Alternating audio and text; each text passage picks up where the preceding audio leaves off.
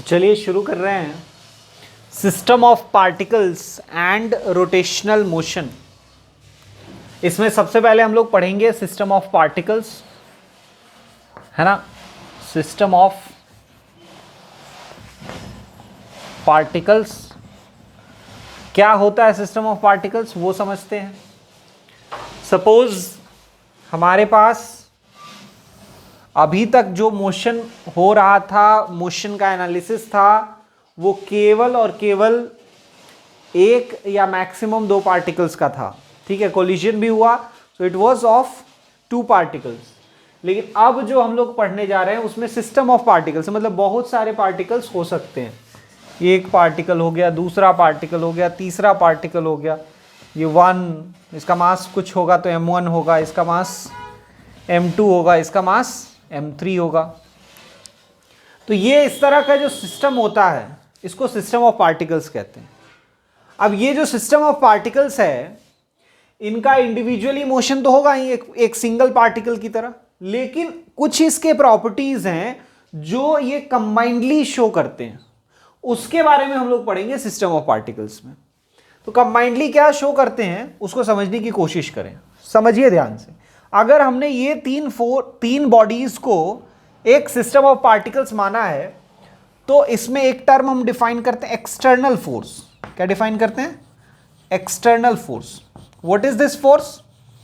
ये वो फोर्स है जो इन तीनों के अलावा कोई और लगा रहा है, then it is external force. अगर इसको हमने सिस्टम ऑफ पार्टिकल्स माना है तो for this system of particles the external force is the force which is applied by the body other than these three masses.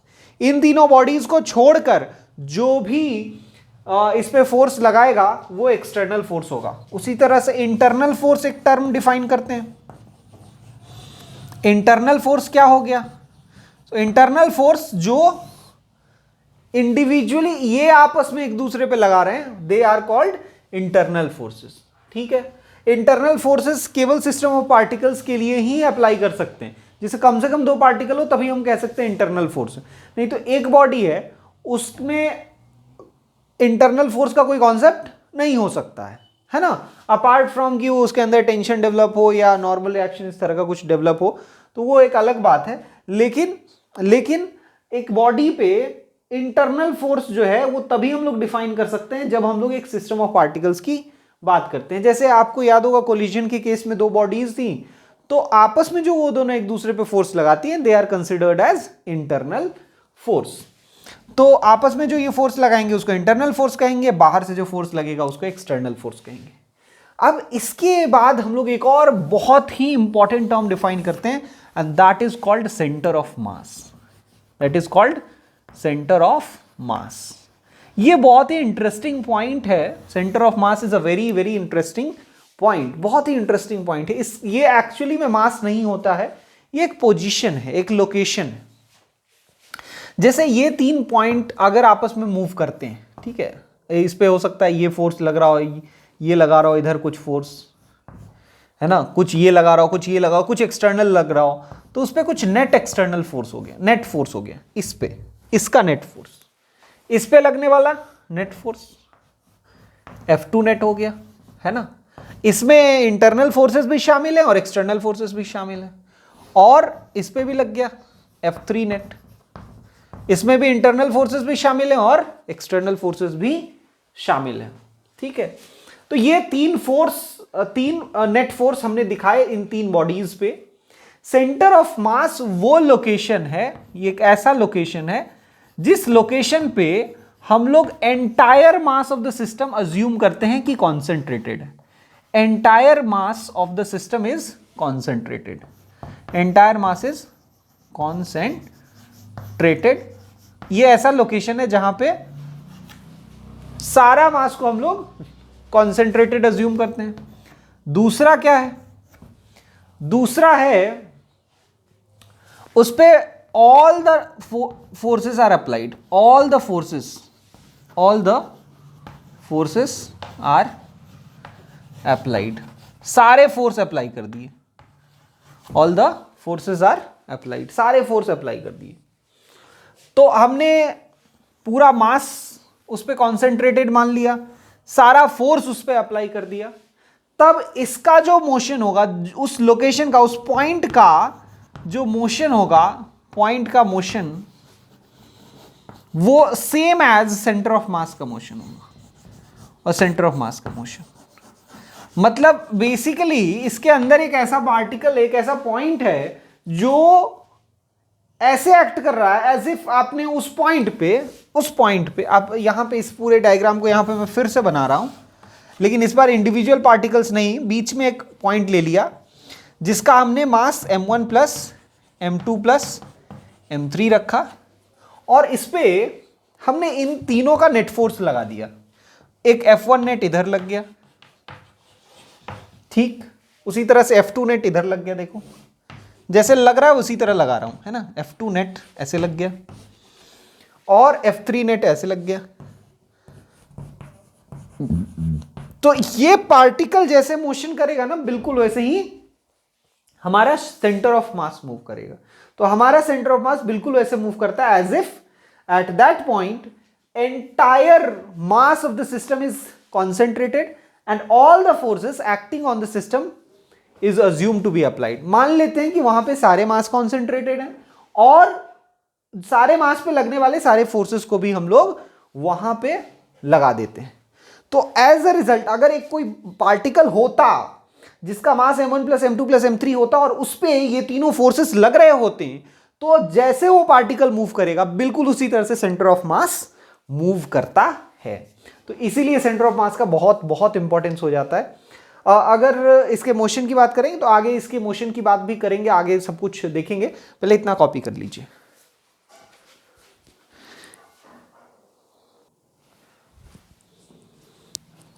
चलिए, तो अब हम लोग देखने जा रहे हैं कि जो सेंटर ऑफ मास हम कह रहे हैं, उस सेंटर ऑफ मास का लोकेशन क्या है। So let's start with location of center of mass. Location of center of mass, centre of मास है कहां पे लोकेशन हम लोग अज्यूम करेंगे। तो देखिएगा ध्यान से, हम लोग इस तरह से XY एक्सिस ले लेते हैं। एक मास हमने यहां मान लिया m1 जिसका पोजीशन वेक्टर r1 है। उसी तरह से दूसरा मास हमने ले लिया कहीं और, सपोज हमने मास लिया m2 जिसका पोजीशन वेक्टर r2 है। उसी तरह से हमने तीसरा मास ले लिया m3 जिसका पोजीशन वेक्टर r3 है, राइट। अब हम लोग इसका लोकेशन ऑफ सेंटर ऑफ मास निकालना चाहते हैं, तो कैसे निकालेंगे देखिएगा ध्यान से। हम लोग आर सेंटर ऑफ मास मान लो हमने यहां पे मान लिया, ठीक है, यहां पे मान लिया कि ये सेंटर ऑफ मास है, तो यहां पे एक टोटल मास आ गया कि नहीं, m1 m2 और m1 plus m2 plus m3 यहां पे आ गया। और इसका पोजीशन वेक्टर हमने क्या मान लिया, इसका पोजीशन वेक्टर हमने मान लिया R center of mass, right. तो by definition of location of center of mass हम लोग ये लिखते हैं कि product of the mass into R center of mass, यानी m1 plus m2 plus m3 total mass का प्रोडक्ट किसके साथ, आर सेंटर ऑफ मास के साथ, is equal to individually product of mass and position vector, product of mass and position vector m1 r1 plus m2 r2 plus m3 r3, right. तो individually सारे mass और position vector का product करके सम करेंगे और centre of मास पे जो total mass हमने अज्यूम किया है उसका आर सेंटर ऑफ मास के साथ प्रोडक्ट करेंगे, तो ये दोनों इक्वल होगा। यहां से ये जो आर सेंटर ऑफ मास निकल के आता है यही लोकेशन ऑफ सेंटर ऑफ मास है, यही position vector of center of मास है। तो ये क्या आ जाएगा, ये आ जाएगा m1 r1 plus m2 r2 plus m3 r3 upon r m1 plus m2 plus m3, m1 plus m2 plus m3, है ना। ये हमने तीन बॉडीज के लिए लिया, तीन मासेस के लिए लिया। क्या हम लोग ज्यादा मासेस के लिए भी ले सकते थे, बिल्कुल। n पार्टिकल हो तो भी आप एक्सटेंड कर दीजिए, तो उसको अगर आप लिखना चाहेंगे शॉर्ट फॉर्म में तो आप कुछ इस तरह से लिख पाएंगे कि R center of mass equals to summation of M I R I from I equals to 1 to n upon summation of M I. ये समझ में आया आपको? बहुत ही आसान चीज है।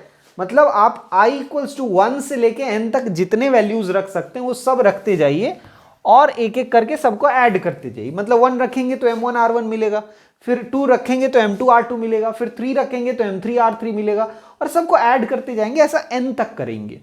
और नीचे भी m1 plus m2 plus m3 and so on, इस तरह से आता जाएगा। तो ये हमारा जनरल फॉर्मूला हो गया आर सेंटर ऑफ मास निकालने का, पोजीशन ऑफ सेंटर ऑफ मास निकालने का। ठीक है, अब इसको अगर कंपोनेंट फॉर्म में ले जाएं, किस फॉर्म में ले जाएं? कंपोनेंट फॉर्म में, तो देखिए क्या आता है। इसको अगर कंपोनेंट फॉर्म में लिखें, इन कंपोनेंट फॉर्म, इन कंपोनेंट फॉर्म, कंपोनेंट फॉर्म में करेंगे तो एक्स सेंटर ऑफ मास अलग आएगा। एक्स सेंटर ऑफ मास मतलब x coordinate of center of मास। अगर आप आर लिख रहे हैं, पोजीशन वेक्टर लिख रहे हैं, तो कहीं ना कहीं वहां पे एक्स भी छुपा हुआ है, वाई भी छुपा हुआ है और जेड भी छुपा हुआ है। तो एक्स सेंटर ऑफ मास क्या लिखेंगे भाई? वो लिखेंगे m1x1 plus m2x2 plus m3x3 by m1 plus m2, है ना। मैं यहां पर तब तक के लिए केवल 2 मासेस के लिए लिख रहा हूं, ठीक है।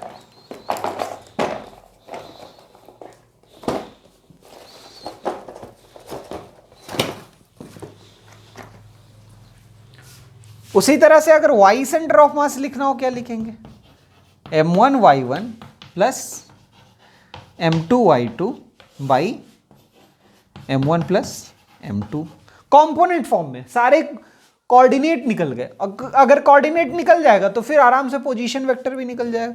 उसी तरह से z coordinate of center of mass क्या हो जाएगा? m1z1 plus m2z2 upon m1 plus m2। आप अगर फर्दर और लिखना चाहें तो और लिख सकते हैं, लेकिन 2 वाला भी समझने के लिए काफी है। तो जल्दी से इसको कॉपी कर लीजिए।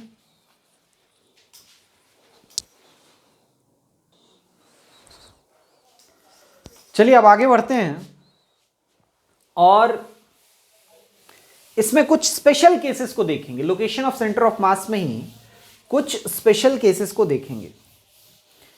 क्या है वो स्पेशल केसेस? फर्स्ट है, अगर इक्वल बॉडी, इक्वल मासेस हो, m1 इक्वल्स टू m2 हो, 2 ही बॉडीज हो और उन दोनों का मास इक्वल है, तो उस केस में x सेंटर ऑफ मास क्या आएगा? x centre of mass will be equal to mx1 in fact plus mx1 upon 2m। आएगा कि नहीं? m1 प्लस m2 हो गया तो 2m आ गया, और m को कैंसिल कर दें तो x centre of mass comes out to be x1 plus x2 by 2। दूसरा, अच्छा y सेंटर ऑफ मास भी निकाल लें, है ना। y सेंटर ऑफ मास क्या हो जाएगा? Similarly it will be y1 plus y2 by 2। तो देखिए ध्यान से, अगर दोनों का मास इक्वल होता है, ध्यान से समझिएगा इसको, ये m1 मास है और ये m2 मास है, दोनों का मास अगर इक्वल है ना, this is located at x1, y1 and this is located at x2, y2, तो हम लोग को मालूम है कि जो बीच का पॉइंट होता है, एकदम मिड पॉइंट होता है, वो होता है x1 plus x2 by 2 and y1 plus y2 by 2। So basically यहीं पे सेंटर ऑफ मास हो जाएगा। 2 बॉडी का अगर हम लोग 2 मासेस का सिस्टम ले लें तो उसका सेंटर ऑफ मास बीच में आएगा अगर दोनों मासेस इक्वल है। अच्छा, अगर इक्वल नहीं हो, जैसा इस केस में था, इक्वल नहीं था, तो क्या होता है? तो centre of mass more massive body की तरफ झुका हुआ होता है। तो ये ध्यान रखिएगा, यहां पर भी लिख सकते हैं, यहां भी लिख सकते हैं कि इक्वल मास के लिए सेंटर ऑफ मास, इक्वल मास अगर है तो उसके लिए centre of mass lie at mid point, ठीक है। अनइक्वल मास के लिए, फॉर अनइक्वल मास के लिए सेंटर ऑफ मास टुवर्ड्स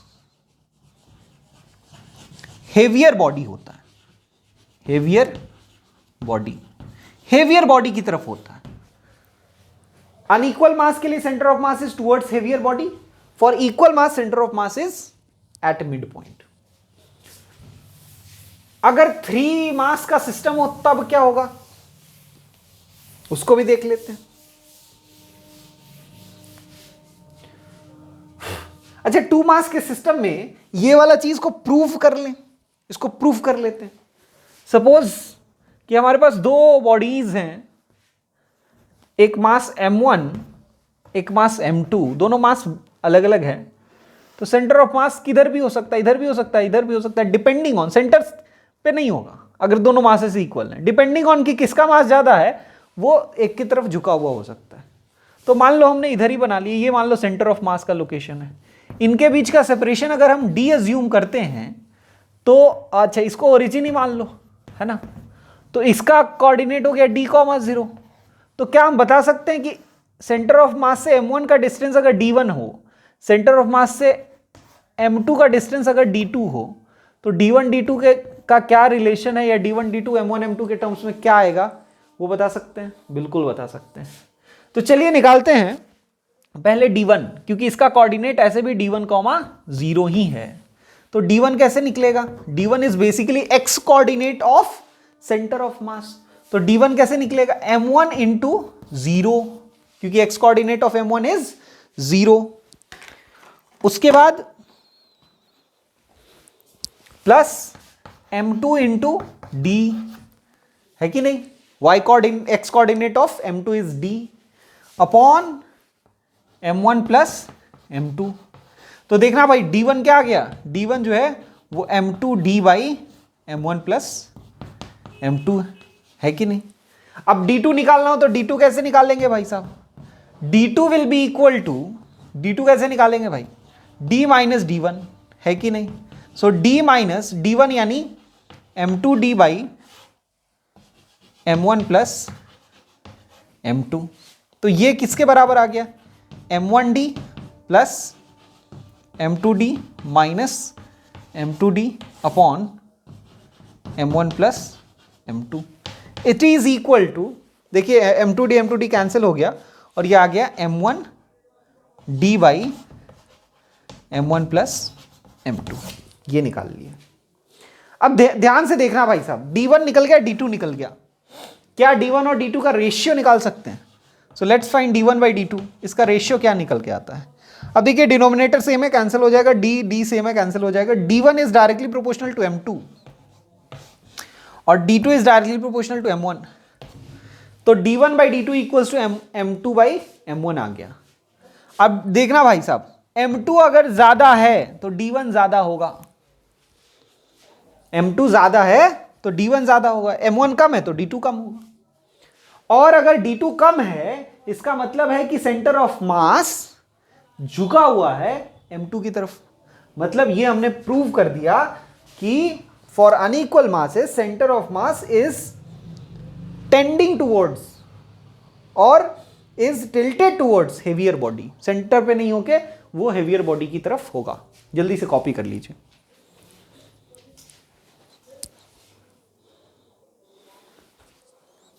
चलिए अब आगे बढ़ते हैं। हमने ये प्रूव कर लिया। अब 3 पार्टिकल सिस्टम का एक स्पेशल केस देखेंगे। अगर हमारे पास 3 पार्टिकल सिस्टम हो, ये अगर मास m1 है, कोऑर्डिनेट x1, y1, ये मास m2 है, कोऑर्डिनेट x2, y2, और ये मास m3 है, कोऑर्डिनेट x3, y3। तो ये बीच में कहीं पे सेंटर ऑफ मास आता है। लेकिन अगर ये तीनों मासेस इक्वल हों तो एक्स सेंटर ऑफ मास क्या आता है, देखिए एक्स सेंटर ऑफ मास आता है mx1 plus mx2 plus mx3, m common आ जाएगा, divided by m1 plus m2 plus m3 यानी m plus m plus m यानी 3m। m से m कैंसिल हो जाएगा and it will be x1 plus x2 plus x3 by 3। Similarly y centre of mass क्या हो जाएगा, it will be y1 plus y2 plus y3 by 3। तो देख लो भाई, ये जो कोऑर्डिनेट होता है ना, ये सेंट्रोइड का कोऑर्डिनेट होता है। किसका कोऑर्डिनेट होता है? Centroid. So for 3 mass system, अगर तीनों मासेस इक्वल हों तो वो तीनों मास जो ट्रायंगल बनाता है उसके सेंट्रोइड पे सेंटर ऑफ मास लाई करेगा।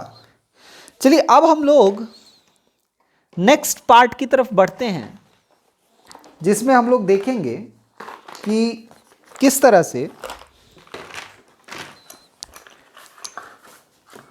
हम लोग कंटिन्यूअस बॉडीज का सेंटर ऑफ मास निकाल सकते हैं। How can we find centre of mass of continuous bodies?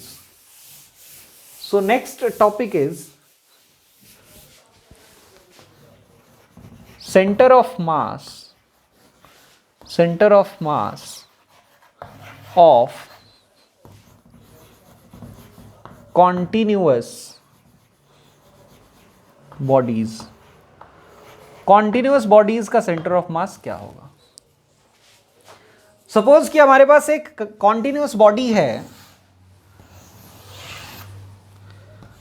ये छोटा सा बॉडी, उसमें से हम लोग ये छोटा बॉडी ले रहे हैं, है ना। बॉडी तो पूरा है, उसका एक छोटा सा पार्ट हम लोग ले रहे हैं, उसका मास हम लोग रख रहे हैं dm। इसका कुछ कोऑर्डिनेट होगा x, y, है ना। तो हम लोग क्या करते हैं, अगर n पार्टिकल सिस्टम को देखा जाए तो हम लोग x सेंटर ऑफ मास कैसे निकालते हैं? हम लोग हर मास को उसके x कोऑर्डिनेट से मल्टीप्लाई करते हैं, mi xi करते हैं और सबको जोड़ देते हैं, है ना, और डिवाइडेड बाई सारे मास को जोड़ देते हैं, तो x सेंटर ऑफ मास निकल जाता है। पर यहां पे एक मास तो है नहीं, यहां पे कितने मासेस हैं? Infinite masses. ऐसे छोटे छोटे टुकड़े करोगे तो कितनी मासेस मिलेंगी? Infinite masses.